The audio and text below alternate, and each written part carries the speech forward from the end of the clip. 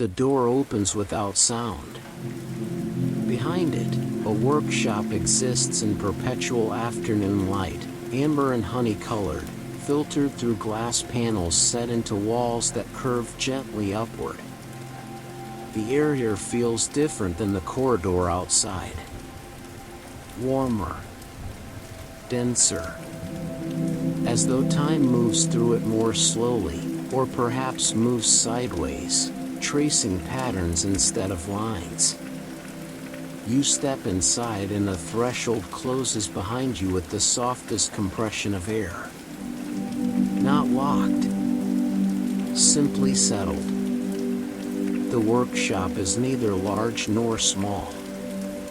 It contains exactly what it needs: a long wooden table worn smooth by centuries of hands, shelves lined with spools of thread and colors that shift as you look at them, copper becoming rose becoming ash becoming copper again.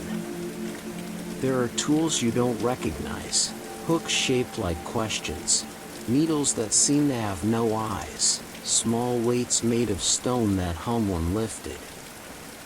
And there, at the center of the room, sits the Threadkeeper. She doesn't look up when you enter. Her attention is given entirely to the thread stretched between her hands, a single line so fine it vanishes in certain light, reappears in others.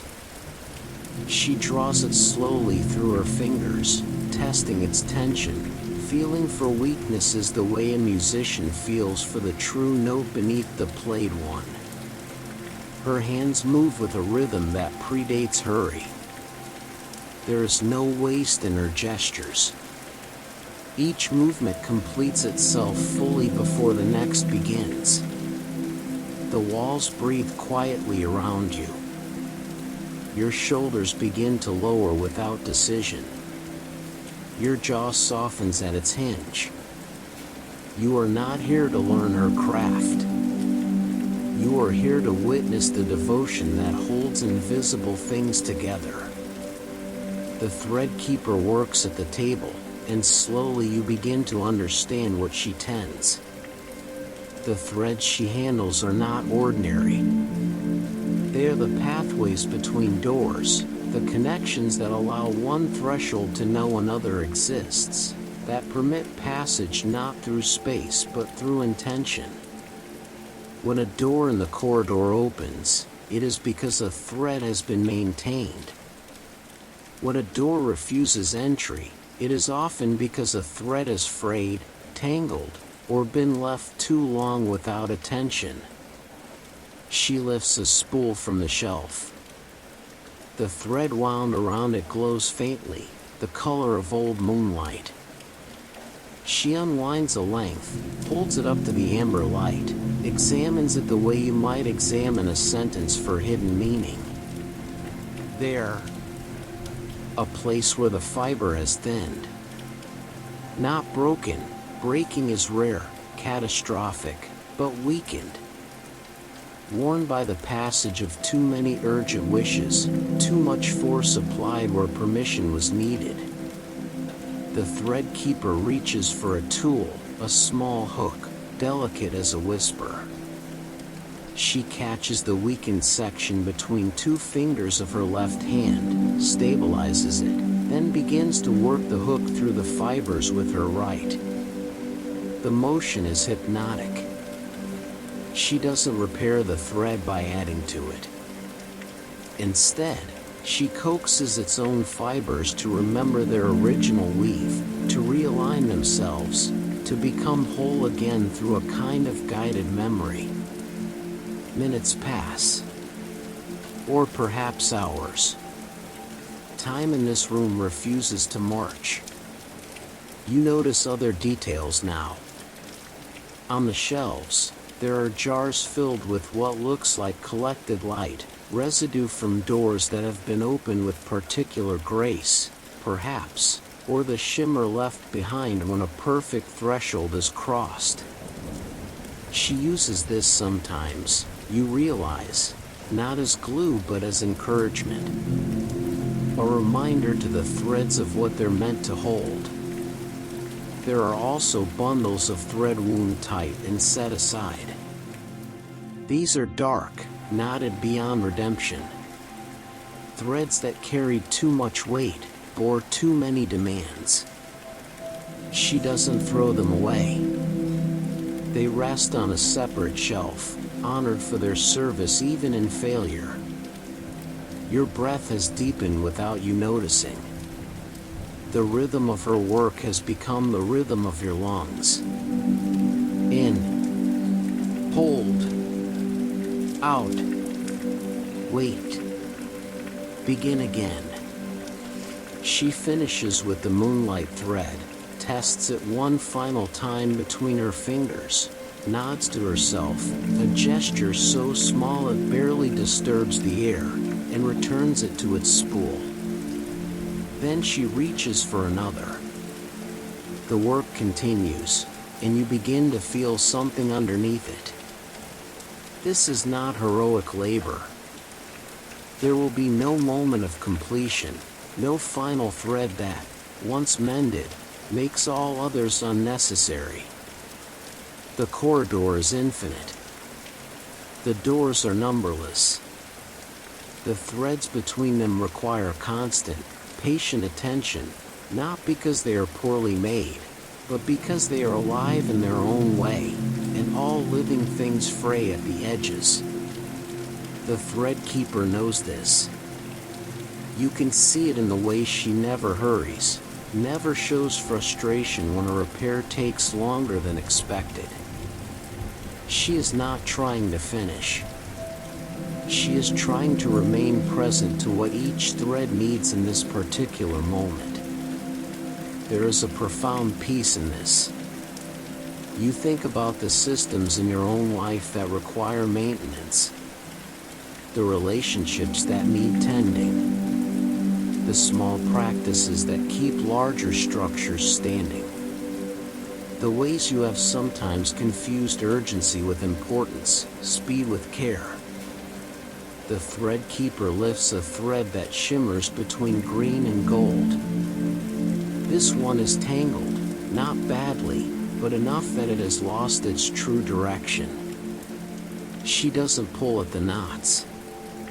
Instead, she traces them, follows their logic backward, understands how they came to be before she begins to undo them.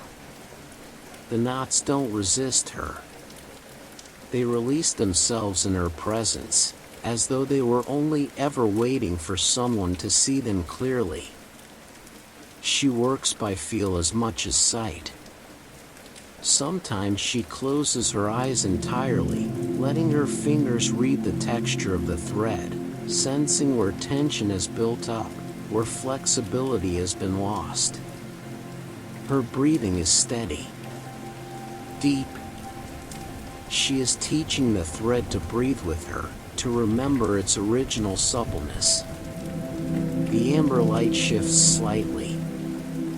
A different hour arriving, though you couldn't say which one. Your own body feels heavy now in the way that precedes deep rest. Your spine has settled into its natural curves. Your hands, wherever they are, have uncurled. The small muscles around your eyes have forgotten their jobs. The Threadkeeper sets down her tools for a moment. She doesn't stretch or look away from her work. She simply pauses. Lets silence fill the space. Acknowledges that rest, too, is part of maintenance. Then, without ceremony, she continues. You have been here for some time now, and the quality of your awareness has changed. You are no longer watching the Threadkeeper as an observer watches a subject. You have become part of the room's atmosphere, another element of its carefully balanced ecosystem. Your presence doesn't disturb the work. The work doesn't demand your understanding. There is only this, the quiet movement of hands, the whisper of thread through thread, the amber light that asks nothing of the shadows it casts. The Threadkeeper reaches for a jar of collected light. She opens it carefully, tilts it until a small amount pools in her palm, liquid and solid at once, viscous as honey, bright as late sun through leaves. She works this into a particularly old thread, one that has served for so long its original color has faded to something like memory.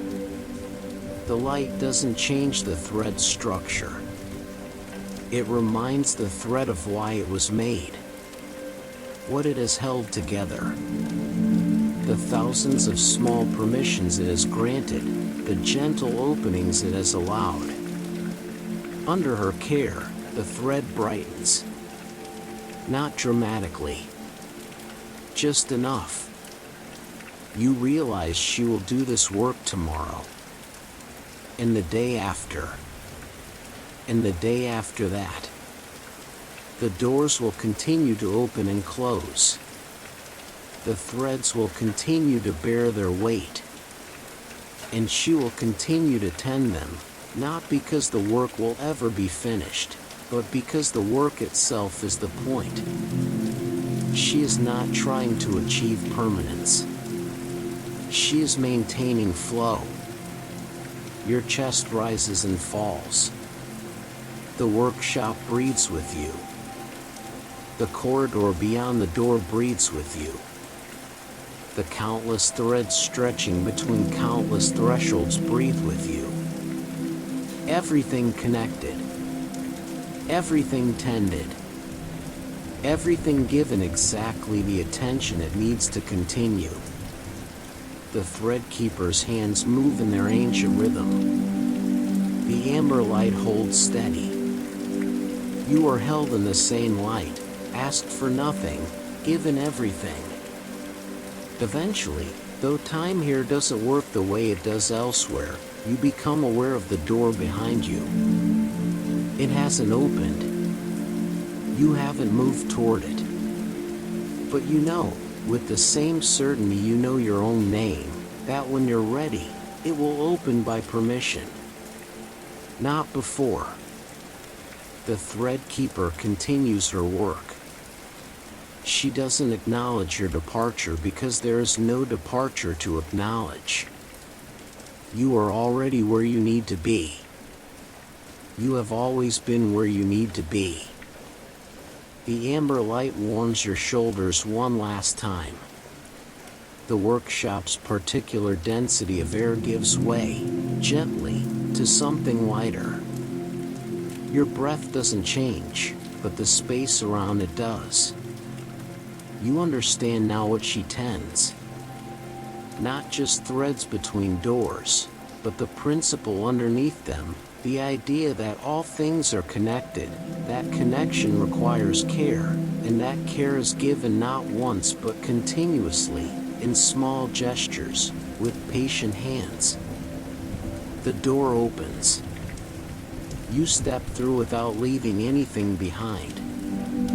The workshop remains. The Threadkeeper remains. The work continues.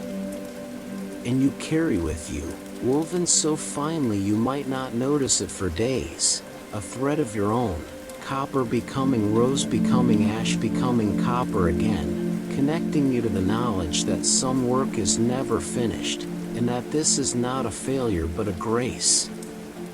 The corridor receives you. Your footsteps make no sound. Your shoulders carry their weight with new softness. Somewhere, a door opens by permission. Somewhere, a thread holds.